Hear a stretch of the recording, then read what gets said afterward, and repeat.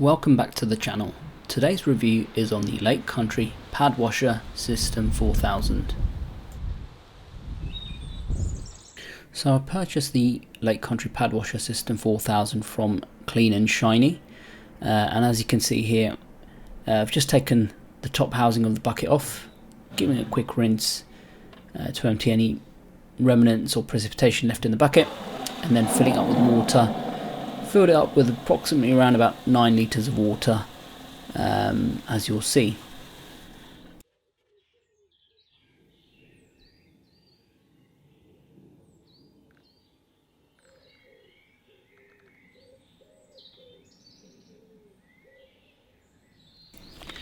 Now, as you'll see in my hand, I've got the Snappy Clean Boost pad cleaning powder.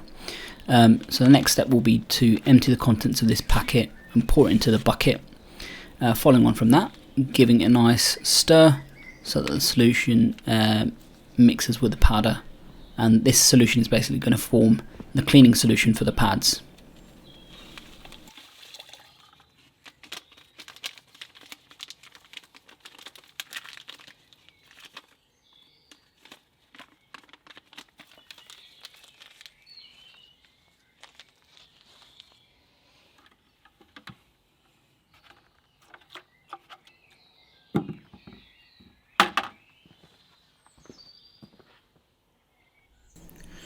So this is the after shot of the solution once it was stirred. I didn't actually stir it on camera, unfortunately, but that should give you an idea as to what the solution should look like.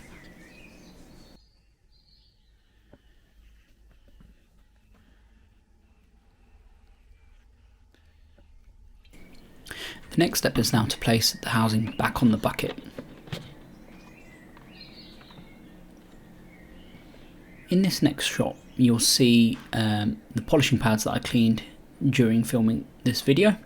They range from foam, wool and microfiber. Here's another angle of them to show you the level of dirt or polish residue that was built up on the polishing pads.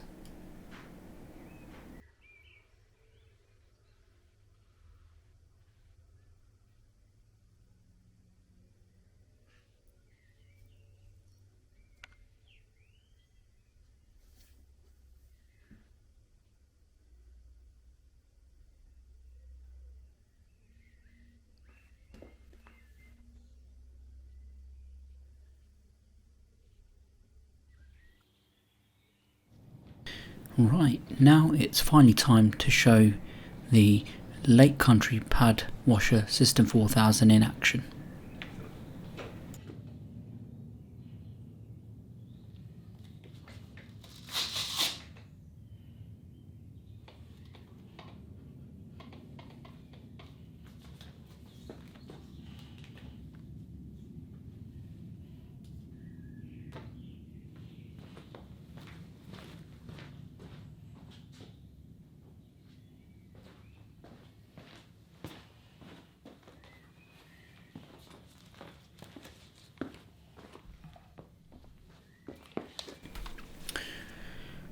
So here you'll see the Rupes blue wool pad, which looks pretty caked on. I used it on a job that I did previously.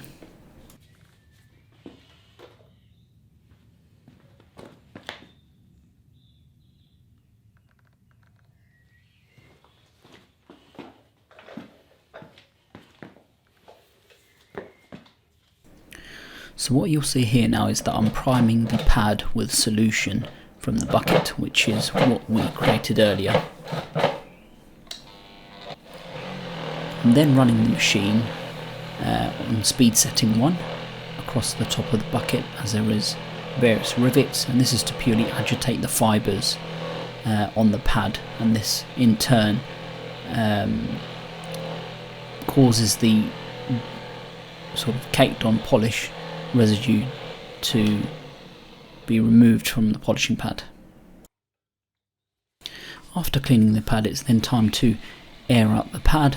So what I do is I spin the pad without it touching the rivet of the bucket. Firstly start off at speed setting 1, then work my way up to speed setting 2, 3 and 4 if required, to remove any excess water.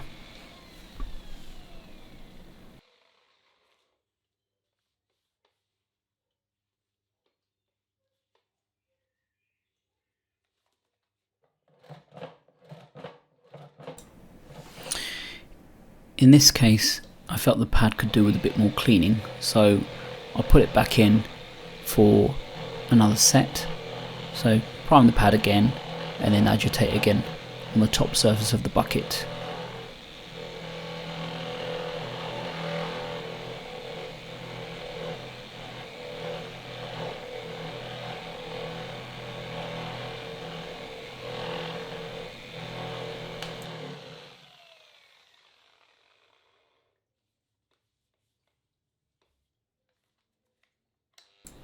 I felt happier with this following the completion of this second set, and then decided to air out the pad again.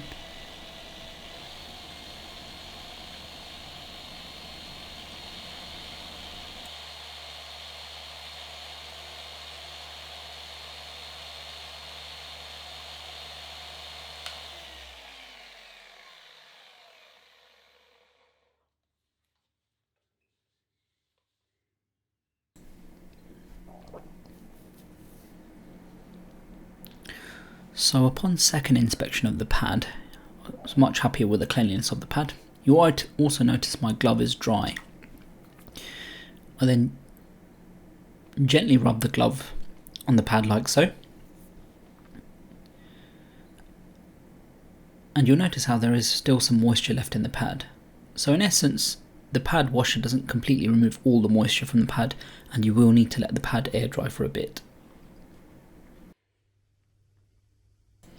This top shot gives you an idea of what the bucket looks like at the top.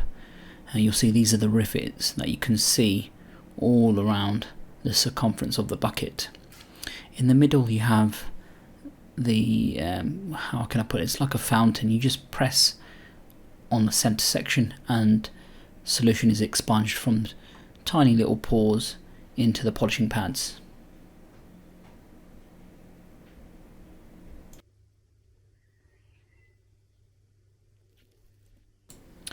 I'll now give you a first person view of the pad washer in action. As I mentioned before, a couple of depressors on the top surface to squirt some solution into the pad. Squirt a few extra if required to ensure there's full coverage around the pad, and then set it on, speed setting 1.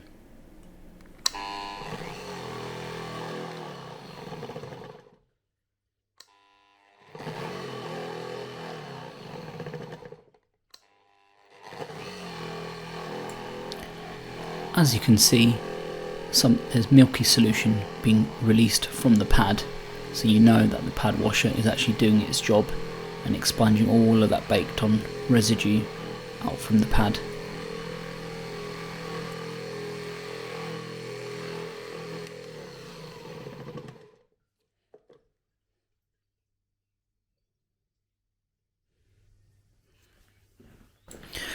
So I thought I'd give you another angle of the pad washer, and as you can see I'm wringing out the pad here, and lots of water is being expunged from the pad, and as you can see it's going outside of the rim of the bucket, so I do feel there is a slight design flaw here.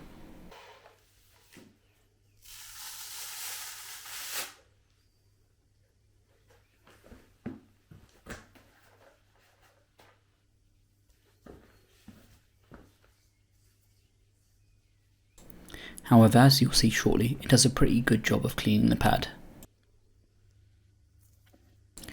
Here's what the top surface of the bucket looks like after a session of cleaning the pad.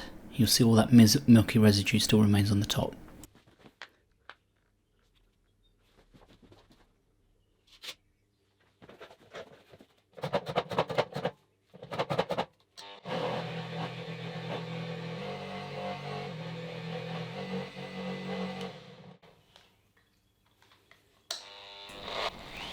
As you'll see, there was a bit of water that was sprayed out from here after wringing the pad out, and this was I noticed this consistently on all the pads that I cleaned, and it led to a lot of water building up on my floor.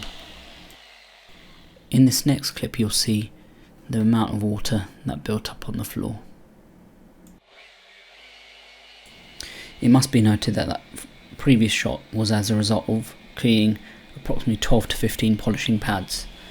So although it is a design flaw, in my opinion, I still think it's a very good tool for the professional in terms of cleaning your polishing pads.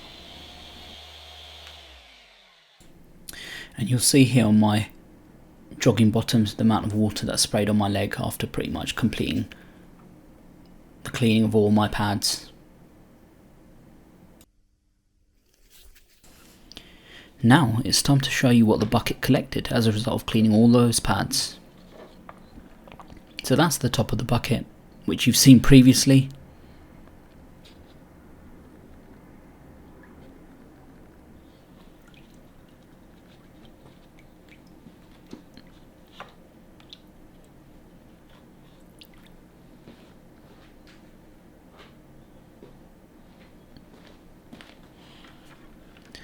And this is the storage compartment, which collects all the dirty spent polish residue in the bucket. As you can see, there's lots of precipitation in the bucket as well as milky solution.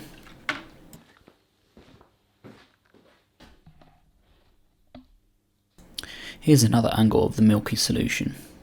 So in my view, this pad cleaning system is very, very good, but it's more aimed at the professional. Here are the results as a result of cleaning the pads using the Lake Country Pad Washer System 4000. As you can see, the pads do look as clean as they can be, and they're good to go once they've undergone a bit of a drying process. Here is another set of polishing pads that I cleaned as well. So I hope you found this video useful. If you do have any questions, please leave them in the comments box below. Thank you.